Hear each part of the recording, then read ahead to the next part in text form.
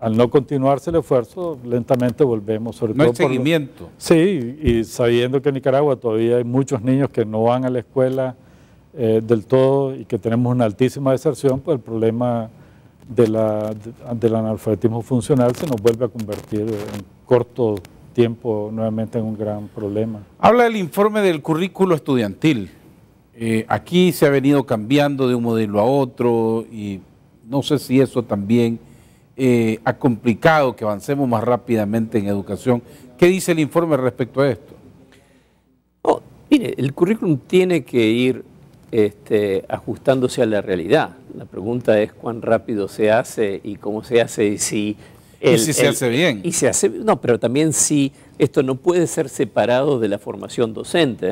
Sirve de poco que usted cambie el currículum y siga teniendo los mismos docentes que sigan haciendo las mismas cosas que hacían antes.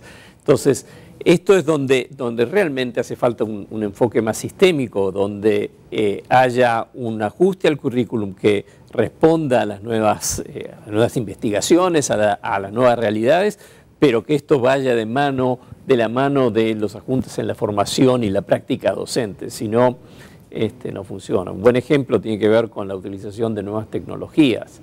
Creo que todos reconocemos la importancia del uso de nuevas tecnologías, la computadora, etc. Ahora, si eso no es acompañado de un cambio en la pedagogía, en la capacitación de los docentes de cómo utilizarlo, lo que va a hacer es gastar mucha plata en las computadoras que no va a resultar en mejoras en aprendizaje. Sí, podemos llenar los colegios de computadoras, ¿no? Así es. Pero eso no sustituye la capacidad intelectual. No, pero digo, no nos confundamos. Esto no es sobre rechazar las nuevas tecnologías, es fundamental incorporarlas. El punto es saber que no es simplemente el ir y comprar la computadora, instalarla y decir buenas tardes y me voy. Esto tiene que ver, esto va a cumplir un rol en la medida que cambie la dinámica de lo que está ocurriendo en el aula. Y eso requiere de inversiones en capacitación, de cambios, en algunos casos, nuevos tipos de docentes. Es un trabajo complejo, pero es el camino para que debe avanzarse. Ahora, doctor, en el informe también se habla o le hace mucho énfasis a la asignación presupuestaria para educación, que aquí muchos sectores siguen demandando a las autoridades del gobierno incrementar ese techo año con año. Bueno, en Eduquemos siempre hemos visto con cautela este tema, porque como mencioné antes, con los resultados de esta prueba comparativa, ahí se evidencia pues, de que no necesariamente los países que invierten más tienen mejores niveles de educación, pero sí es importante. Y en Nicaragua, viendo las carencias, o sea, si uno sale un poco de Managua o va a algunos barrios de Managua y cualquier ciudad de Nicaragua y ve el estado en que se encuentran las escuelas, a pesar del esfuerzo importante que se ha hecho en los últimos años de mantenimiento, reparación, sobre todo de los centros educativos emblemáticos del país, pero ve las enormes carencias, las enormes necesidades.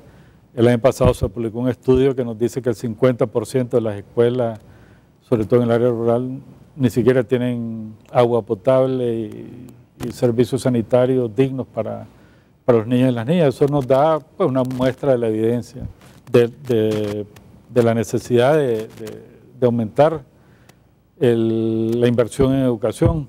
Y luego si vemos, nosotros seguimos sosteniendo que, por ejemplo, las escuelas multigrados que fueron una respuesta en un momento dado, en nuestra opinión, debe revisarse y deben irse estableciendo en el área rural escuelas completas con sus maestros, y eso de nuevo pues es inversión y el país debería de poner a disposición de estos más recursos. El problema lo tenemos claro, no somos idealistas, ¿verdad? Y sabemos de que Nicaragua tiene un presupuesto muy limitado, tiene muchísimas restricciones constitucionales que definen el gasto en ciertas áreas, y por eso mismo insistimos en la necesidad de un gran diálogo nacional alrededor de la educación que nos permita tomar decisiones que sabemos que son difíciles, por ejemplo el tema presupuestario. O sea, si el presupuesto es pequeño y reconocemos que la educación debería ser la prioridad, eso significa que hay que reasignar recursos de lo poco que tenemos para derivarlos hacia educación, lo que implica que algunos sectores tendrán que verse afectados por esas reasignaciones. Y eso creo que solo es posible si el gobierno siente que tiene el respaldo, el apoyo y el consenso de la inmensa mayoría de la ciudadanía para tomar ese tipo de decisiones. Eso como un ejemplo de la necesidad de ese diálogo y de ese consenso nacional, pero sí es evidente, y yo diría que a todos los niveles, ¿verdad? Porque tampoco creemos que la solución es quitarle a uno de los subsistemas, porque nos parece que se está invirtiendo ahí mucho para pasarlo a otros. Porque si uno compara Nicaragua con los países de la región, en el gasto per cápita por estudiante, nosotros tenemos el nivel más bajo y por mucho en comparación con los otros países de la región. Entonces sí, yo creo que el compromiso, en realidad es un compromiso que Nicaragua firmó en su momento de asignar a la educación algo que se aproxime al 7% del PIB, es una meta realista y quizás necesaria, pero conlleva una discusión que va más allá, porque si esto es posible o no, conlleva a revisar cómo es que se está invirtiendo el presupuesto actual de educación y qué prioridades tiene el gasto en educación ahorita en Nicaragua. Ariel, usted quería hacer un reforzamiento sobre lo que decía el doctor Medina. No, el tema del financiamiento, este es siempre un tema álgido en cualquier país del mundo en el cual uno esté hablando sobre educación. Y hay algunas cosas que creo yo son muy importantes de entender y reconocer, porque no hay vuelta que darle. Sin recursos no hay forma de tener educación de calidad. ¿Okay? Entonces, si uno lo que piensa es que la va a tener, resolver el problema gratis, está engañado. Al mismo tiempo, no alcanza con los recursos. Uno puede, cuando uno tiene un sistema que no funciona bien y lo que hace es le agrega más plata y le agrega más plata, lo que está haciendo es perdiendo la plata porque se le está escapando para algún lugar. Entonces, no es simplemente, sin recursos no se puede, pero solo con recursos no se resuelven los problemas. Ahora, Nicaragua es un país joven, y al igual que una familia que es joven, que tiene muchos niños, tiene que asignar proporcionalmente más recursos de su presupuesto de educación que lo que tiene que asignar una familia con hijos que ya están grandes. ¿Okay? Entonces, un país joven, como Nicaragua, va a tener que hacer un esfuerzo para invertir en educación más fuerte que un país menos joven, por ejemplo, como mi país, Argentina, o aún menos joven, como decir Japón. Entonces, el esfuerzo tiene que estar hecho, pero eso es una inversión. Eso lo que quiere decir es que lo que Nicaragua está haciendo al asignar una parte importante de su presupuesto a la educación está construyendo los recursos del futuro. Eso es, y en esto no hay ninguna duda, es una de las inversiones más efectivas que existen.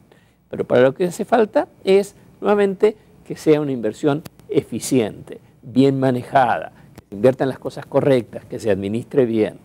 Eso es básicamente la respuesta a su pregunta. Y ya por último, uno de los temas también fundamentales que trae este informe es que hay una preocupación acerca de la educación técnica y la educación superior, que hemos hablado también aquí en este programa, está de moda en este momento, relanzándose el Instituto Nacional Tecnológico, abriendo más carreras técnicas. ¿Qué dice el informe? ¿Cuáles son las preocupaciones? Sí, el informe valora positivamente sobre todo el esfuerzo que se ha venido haciendo desde el Consejo Superior de la Empresa Privada y el Consejo Nacional de Rectores, de ir consolidando una alianza para discutir este tema de la educación técnica y la educación superior.